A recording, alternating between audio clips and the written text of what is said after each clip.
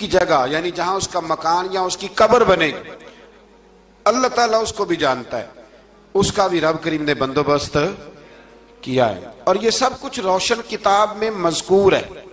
مزید اللہ تعالیٰ نے فرمایا کہ تخلیق کائنات کا مقصد انسان کے خیر و شر کی آزمائش ہے، اس کے بعد کافروں کے حیات بعد الموت کو سحر قرار دینا۔ وہ کہتے تھے یہ جادو ہے، تو جادو قرار دینے اور ان کی سرکشی کا بیان ہے کہ عذاب میں تاخیر کو احسان شمار کرنے کی بجائے مسلمانوں کو تانے دیتے ہیں کہ عذاب کو کس چیز نے روک رکھا ہے۔ آگے چل کے انسان کی خود غرضی کو بیان کیا اللہ تعالیٰ، فرمایا کہ اللہ تعالیٰ کسی انسان کو کوئی نعمت عطا کرتا ہے تو وہ اس پر شکر گزار نہیں ہوتا، لیکن اگر نعمت چھن جانے پر تو پھر نا امید اور ناشکرا ہو جاتا ہے۔ ملی تھی تو پھر اس نے شکر ادا، چلی گئی تو بڑے شکوے کر رہا ہے۔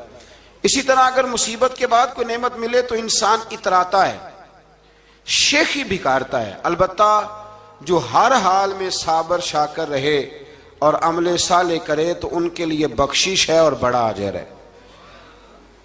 اللہ تعالیٰ نے اپنے نبی پاک صلی اللہ علیہ وسلم کو تسلی کے لیے فرمایا کہ کفار طرح طرح کی فرمائشیں کرتے ہیں،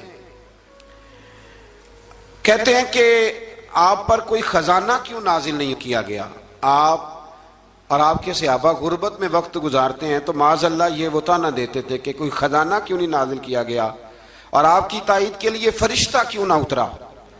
آپ اس پر تنگ دل نہ ہوں، آپ کا کام تو صرف لوگوں کو عذاب الہی سے ڈرانا ہے۔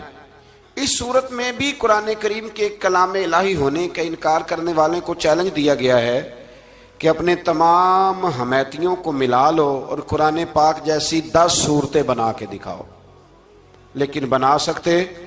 آیت نمبر 15 میں ارشاد فرمایا کہ دنیا اور اس کی زینت کے طلبگاروں کو ان کے اعمال کا اجر اسی دنیا میں مل جائے گا، لیکن آخرت میں پھر ان کا کوئی حصہ نہیں ہوگا، اجر آخرت کے اعتبار سے ان کے اعمال باطل ہو جائیں گے۔ آیت نمبر 17 میں قرآن کی حقانیت کا انکار کرنے والوں کے لیے نار جہنم کی وعید کا ذکر ہے، اور قرآن کے اللہ کی جانب سے حق ہونے اور بغیر کسی شک کے اس پر ایمان لانے کا ذکر ہے۔ اس کے بعد اللہ تعالیٰ پر جھوٹ باندھنے والوں اور اللہ کے رستے سے روکنے والوں کا ذکر کیا گیا کہ قیامت کے دن ان پر گواہ پیش ہوں گے کہ یہ اپنے رب پر جھوٹ باندھتے تھے، اور ان پر اللہ کی لعنت، ان کے لیے دوہرے عذاب اور آخرت میں ان کی یقینی ناکامی کا ذکر ہے۔ یہاں ایک بات آپ سے بھی عرض کروں، ہم بھی کئی دفعہ نا بھولے پان میں کہہ دیتے ہیں اللہ نے یہ بھی تو فرمایا نا جی قرآن میں، تو جب تک آپ پڑھ نہیں لیتے یا سن نہیں لیتے تب تک یہ جملہ بولنے کی ضرورت ہے۔ اسی طرح نبی پاک علیہ السلام نے فرمایا جس نے مجھ پر جھوٹ باندھا، جھوٹی حدیث بیان کی، وہ میں نے کہا ہی نہیں تھا اور اس نے جھوٹی حدیث بیان کی، تو حضور فرماتے اس نے حدیث نہیں سنائی بلکہ اپنا جہنم کے اندر مکان بنا لیا ہے۔ تو قرآن و سنت کے معاملے میں جس چیز کا علم نہ ہو، جس کی پوری خبر نہ ہو، آپ اس کے حوالے سے کوئی بات کر سکتے؟ احتیاط کریں، بہت احتیاط کریں۔ آیت نمبر 23 میں بتایا کہ جو ایمان لائے اور جنہوں نے نیک کام کیے اور اپنے رب کے حضور عاجزی کی تو یہ لوگ ہمیشہ جنت میں رہیں گے۔ مزید فرمایا کہ مومن اور کافر کی مثال ایسی ہے جیسے اندھا اور بینا، مومن گویا دیکھنے والا ہے اور کافر گویا اندھا ہے اور بہرا اور سننے کی صلاحیت رکھنے والا۔ آیت نمبر 25 سے 23 تک میں پھر حضرت نوح علیہ السلام اور ان کی قوم کے حالات بیان ہوئے کہ نوح علیہ السلام نے جب اپنی قوم کو توحید کی دعوت دی اور انکار پر عذاب الہی سے ڈرایا تو قوم کے سرداروں نے ان سے کہا، بھلا کیا کہا؟ کہنے لگے آپ تو ہم جیسے بشر ہیں، تو ہماری طرح ہی ہیں آپ، اور آپ کے پیروکار پسماندہ یعنی غریب لوگ ہیں اور کم عقل لوگ ہیں، ہماری رائے میں آپ کو معاذ اللہ ہم پر کوئی فضیلت حاصل نہیں، بلکہ معاذ اللہ ثم معاذ اللہ۔ کہنے لگے آپ تو جھوٹے ہیں، اللہ کے نبی کو کہہ رہے ہیں معاذ اللہ، استغفر اللہ۔ نوح علیہ السلام نے جواب دیا کہ میں اپنے رب کی جانب سے واضح دلیل رکھتا ہوں اور اس نے مجھے رحمت سے نوازا ہے، لیکن تم میرے مقام کو سمجھنے کی صلاحیت نہیں رکھتے، تم اتنی صلاحیت رکھتے نہیں ہو۔ اور پھر ارشاد فرمایا کہ میں تم سے دعوت حق کے صلے میں کسی اجر کا طلبگار نہیں ہوں اور نہ ہی میں اہل ایمان کو اپنے پاس سے دھتکارنے والا ہوں، اور میں نے یہ دعویٰ بھی نہیں کیا کہ میرے پاس اللہ کے خزانے ہیں، اور نہ میں از خود غیب جاننے والا ہوں، اور نہ ہی میں یہ کہتا ہوں کہ میں فرشتہ ہوں، نہ میں یہ کہتا ہوں کہ جن لوگوں کو تم اپنی نظروں میں حقیر جانتے ہو اللہ انہیں خیر سے نہیں نوازے گا۔ فرمایا یہ ٹھیک ہے کہ اللہ بشروں میں سے رسول بناتا ہے، پر جسے بناتا ہے پھر اسے بڑی شانیں عطا فرماتا ہے۔ پہلے دن سے انسان کا یہ مسئلہ ہے، پہلے دن سے انسان کا یہ مسئلہ ہے کہ وہ کہتا ہے میں انسان سے ہدایت حاصل کروں، لیکن رب نے بھی قانون بنایا ہے کہ اللہ تبارک و تعالیٰ بندے پر ہی وحی فرماتا ہے۔ فرشتوں اور جنوں کو اللہ نے اس منصب کے لیے منتخب نہیں فرمایا۔ قوم نوح نے کہا کہ آپ نے ہم سے بہت بحث کی معاذ اللہ، پس جس عذاب سے آپ ہمیں ڈرا رہے ہیں وہ لے آئیے۔ تو نوح علیہ السلام نے کہا کہ اللہ چاہے گا تو تم پر عذاب بھی آ جائے گا۔ آیت نمبر 37 سے 47 میں بتایا کہ اللہ تعالیٰ کی طرف سے نوح علیہ السلام کو حکم ہوا کہ ہماری نگرانی میں اور ہماری وحی کے مطابق آپ کشتی بنائیے، اور ظالموں کے بارے میں ہم سے کوئی بات نہ کریں۔ حضرت نوح کی خواہش تھی کہ یا اللہ انہیں بھی معاف کر دے، فرمایا یہ ظالم ہے تو میرے نبی ان کے بارے میں مجھ سے کوئی بات نہ کریں، وہ ضرور غرق ہو جائیں گے۔ پھر وہ کشتی بنانے لگے، اور جب ان کی قوم کے سردار ان کے پاس سے گزرتے تو ان کا مذاق اڑاتے۔ یہ آپ کیا کر رہے ہیں؟ آج بھی وزیر مشیر بڑے بڑے لوگ اللہ ماشاءاللہ دینداروں کا مذاق اڑاتے نہیں؟ اڑاتے ہیں کہ نہیں اڑاتے مذاق؟ یہ کن کا طریقہ ہے؟ یہ تو قرآن مجید کہہ رہا ہے کہ حضرت نوح کی قوم جو کافر تھی ان کا طریقہ ہے اہل ایمان کا مذاق اڑانا۔ تو وہ مذاق اڑانے لگے۔ نوح علیہ السلام نے کہا کہ وہ وقت آنے والا ہے کہ جب تمہارا مذاق اڑایا جائے گا اور تمہیں پتہ چل جائے گا کہ رسوا کن عذاب کس پر آئے گا۔ اللہ تعالیٰ نے فرمایا جب ہمارا حکم عذاب آ پہنچا اور تندور ابلنے لگا، تندور سے آگ نکلا کرتی ہے، پانی نہیں نکلا کرتا، پر نوح علیہ السلام کی قوم پر جب عذاب آیا تو پانی تندور سے نکلا، تندور سے اللہ نے پانی نکالا، جہاں سے پانی نکلا نہیں کرتا، تندور ابلنے لگا۔ اللہ اکبر۔ تو اللہ تبارک و تعالیٰ نے فرمایا تو ہم نے نوح علیہ السلام سے کہا کہ آپ خود اور اپنے گھر والوں کے ساتھ اس کشتی میں سوار ہو جائیں اور اہل ایمان کو بھی سوار کر لیں، اور ہر چیز کے جوڑے یعنی نر اور مادہ کو سوار کر لیں، اور ان کے ساتھ ایمان والے بہت کم تھے۔ حضرت نوح علیہ السلام دعائیں پڑھتے ہوئے سوار ہو گئے۔ پھر کیا ہوا؟ کشتی انہیں پہاڑوں جیسی موجوں میں لے جا رہی تھی کہ نوح علیہ السلام الگ کھڑے ہوئے اپنے بیٹے سے فرمانے لگے بیٹے ہمارے ساتھ کشتی میں سوار ہو جا اور کافروں کے ساتھ نہ رہو۔ اس نے یعنی نوح علیہ السلام کے بیٹے نے کہا کہ میں آپ کے ساتھ نہیں بیٹھوں گا، ابھی کوئی پہاڑ آئے گا تو میں پہاڑ کی پناہ لے لوں گا۔ اگر کسی نیک آدمی کا بیٹا کبھی غلط نکل آئے تو اس کا مطلب یہ نہیں کہ اس نے تربیت ٹھیک نہیں کی، ہاں یہ اعتراض چھوڑ دیں، اس لیے کہ نوح علیہ السلام کا بیٹا کافر ہو گیا، اور جب سیلاب نظر آیا تو اس سے کہا کہ آجا سوار ہو جا، تو کہنے لگا میں نہیں بیٹھوں گا، میں تو کسی پہاڑ کی پناہ لے لوں گا اور میں اس کے اندر چھپ جاؤں گا اور وہ پہاڑ مجھے پانی سے بچا لے گا۔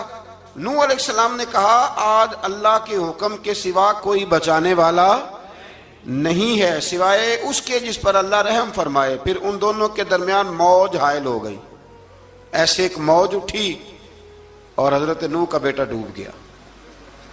اور جب حضرت نوح کا بیٹا ڈوبا اللہ کی طرف سے حکم ہوا اے زمین اپنا پانی نگل لے، اے آسمان تھم جا، پانی خوش ہو گیا، اللہ کا فیصلہ نافذ ہو گیا اور کشتی کوہ جودی پر ٹھہر گئی۔ نوح علیہ السلام نے اللہ سے التجا کی کہ میرے پروردگار میرا بیٹا اور میرے اہل سے ہے اور تیرا وعدہ سچا ہے کہ تو میرے اہل کو بچا لے گا۔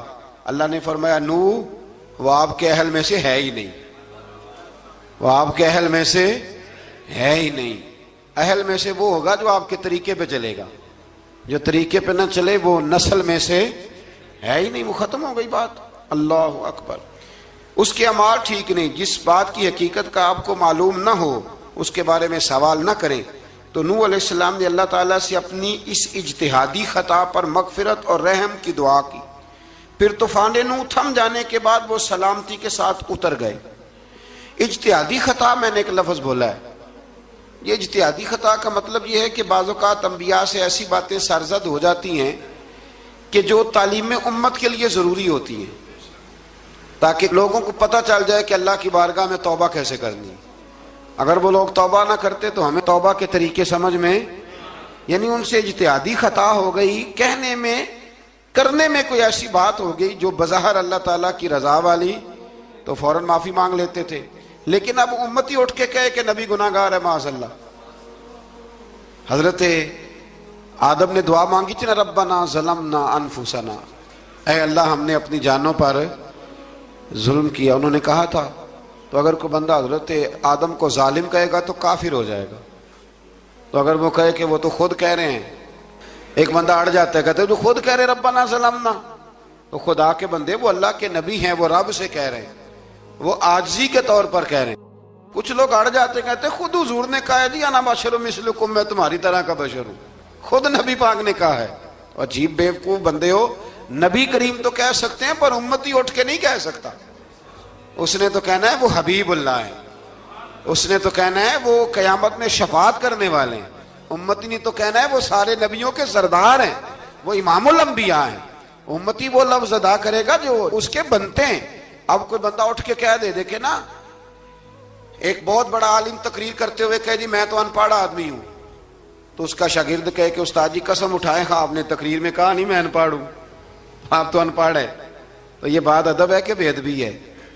چلیں اس سے آگے چلتے ہیں، یہ بھی ذرا مشکل سے سمجھ میں آئے گی۔ ایک اور بات جو جلدی سمجھ میں آ جائے گی، ایم این اے جب اعلان کرتا ہے، تقریر کرتا ہے، الیکشن لڑتا ہے، تو کہتا نہیں میں قوم کا خادم ہوں، کہتے ہیں نا کہ میں قوم کا خادم سے آپ کیا کچھ کراتے ہو؟ سارے کام کراتے ہیں نا۔ خادم کو بندہ یہ بھی کہہ لیتا ہے کہ جھاڑو دے دے گلی میں، کہتے ہو کہ نہیں کہتے؟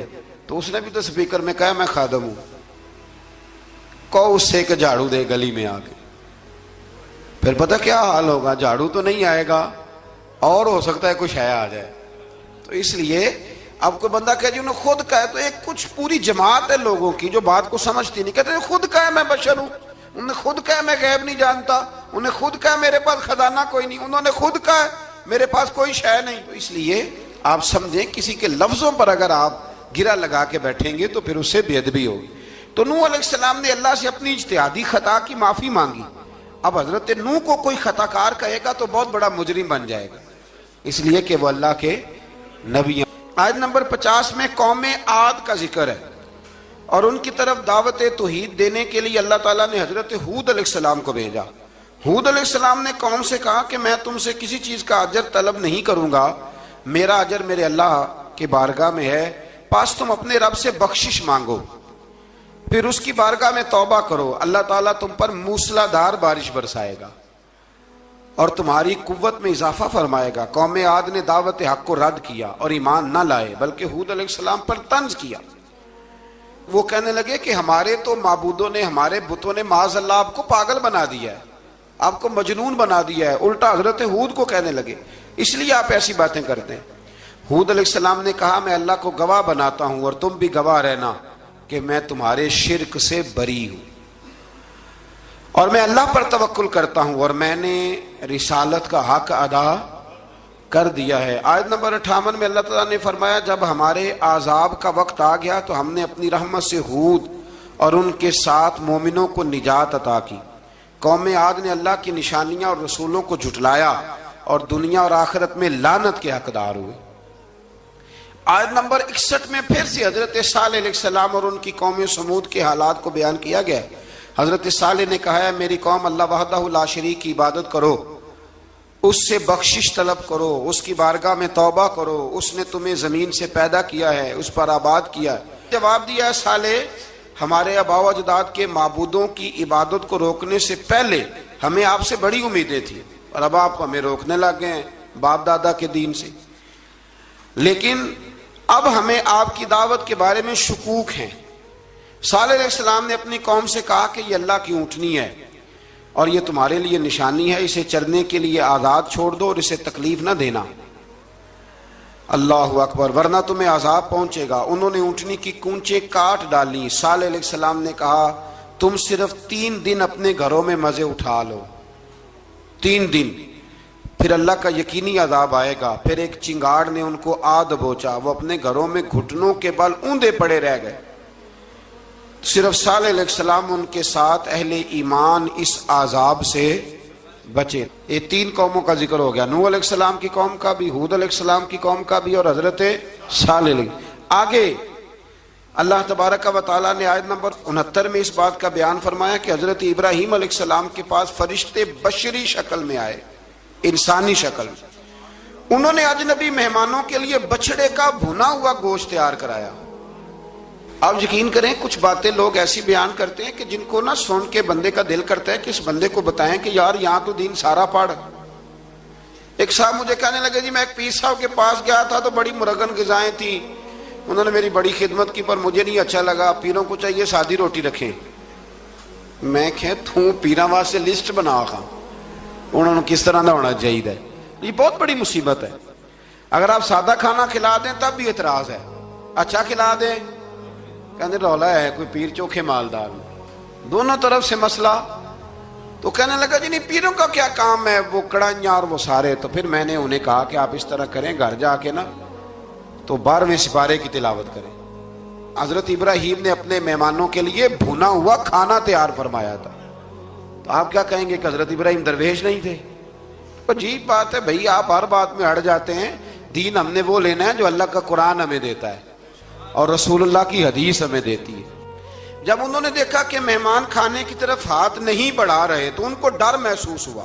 حضرت ابراہیم کو فرشتوں نے کہا کہ ہمیں قوم لوط علیہ السلام کے عذاب کے لیے بھیجا گیا ہے. حضرت ابراہیم کی بیوی کھڑی تھی، اس پر وہ مسکرائیں تو فرشتوں نے اللہ کی طرف سے انہیں حضرت اسحاق علیہ السلام اور اس کے بعد حضرت یعقوب علیہ السلام کی بشارت عطا. اسحاق علیہ السلام حضرت ابراہیم کے بیٹے ہیں اور یعقوب علیہ السلام پوتے ہیں، اور یعقوب علیہ السلام کے بیٹے یوسف علیہ السلام. ہاں اللہ اگر چاہے تو 7 نسلوں میں نبوت رکھ دیتا ہے اگر اس کی منشا ہو. تو حضرت یعقوب کی بشارت دی. انہوں نے حیرت سے کہا کہ ہم دونوں میاں بیوی تو بوڑھے ہیں، اس عمر میں اولاد کیسے ہوگی؟ تو فرشتوں نے جواب دیا اے ابراہیم کے گھر والو، تم پر اللہ کی رحمتیں اور برکتیں ہوں. اللہ کی قدرت پر تمہیں کیوں تعجب ہے؟ اللہ فرماتا ہے کہ بیٹے کی بشارت سن کر ابراہیم کا خوف دور ہو گیا اور پھر وہ قوم لوط کے بارے میں گفتگو کرنے لگے. ابراہیم بہت بردبار، اللہ سے آہوزاری کرنے والے اور اس کی طرف رجوع کرنے والے تھے. اللہ تعالیٰ نے حضرت ابراہیم علیہ السلام کو فرمایا اے ابراہیم اس گزارش سے آپ گریزہ رہیں، اس کا یقینی فیصلہ ہو چکا ہے اور ان پر نہ ٹلنے والا عذاب نازل ہو کے رہے گا. وہ کیا گناہ کرتے تھے لوط علیہ السلام کی قوم میں میں نے بتایا تھا، مرد مردوں سے بدفعلی کرتے. تو حضرت ابراہیم نے بھی عرض کی، بار بار گزارش کی، بحث کی کہ اللہ مہربانی فرما ان کا عذاب. آپ دیکھیں نبیوں کے حوصلے کتنے بڑے ہیں. قومیں تنگ کرتی ہیں اور طرح طرح کی باتیں کرتی ہیں اور پیغمبر پھر بھی کہتے ہیں یا اللہ مہربانی فرما، اے اللہ ان سے عذاب. آیت نمبر 77 میں حضرت لوط علیہ السلام کی قوم کی بدعمالیوں اور لوط علیہ السلام کے اپنی قوم کو بدعمالیوں کے باعث فرشتوں کی آمد، قوم کے بدعمال لوگوں کے دوڑ کر آنے اور حضرت لوط کو ان کے سمجھانے اور ان کے انکار پر مضطرب ہونے کا ذکر ہے، جس پر فرشتوں نے حضرت لوط کو تسلی دی کہ آپ فکر نہ کریں، ہم آپ کے رب کے فرشتے ہیں، یہ آپ اور ہم تک نہیں پہنچ سکیں گے. آپ رات کے آخری حصے میں قوم کی طرف توجہ کیے بغیر ہجرت فرما لیں، اس لیے کہ صبح کے وقت ان پر عذاب آئے گا. جب اللہ کا عذاب آیا تو اس نے بستی کے اوپر کے حصے کو نیچے کر دیا اور قوم لوط کے اوپر اللہ کی طرف سے لگاتار نشان زدہ پتھر برسائے گئے، لگاتار پتھر آئے. آیت نمبر 84 میں اللہ تعالیٰ نے حضرت شعیب علیہ السلام اور ان کی قوم کا ذکر فرمایا ہے اور ان کے جرائم کو بیان کیا گیا ہے. وہ ناپ تول میں کمی کرتے تھے، دوسروں کو چیزیں کم تول کر دیتے تھے. اللہ تعالیٰ نے ان سے فرمایا کہ فساد فی الارض سے باز آؤ اور اپنے سے پہلے سرکش امتوں کا انجام دیکھ لو. جب حضرت شعیب کی نصیحتوں کا ان پر اثر نہ ہوا تو پھر اللہ تعالیٰ نے انہیں بھی عذاب سے ہلاک کر دیا.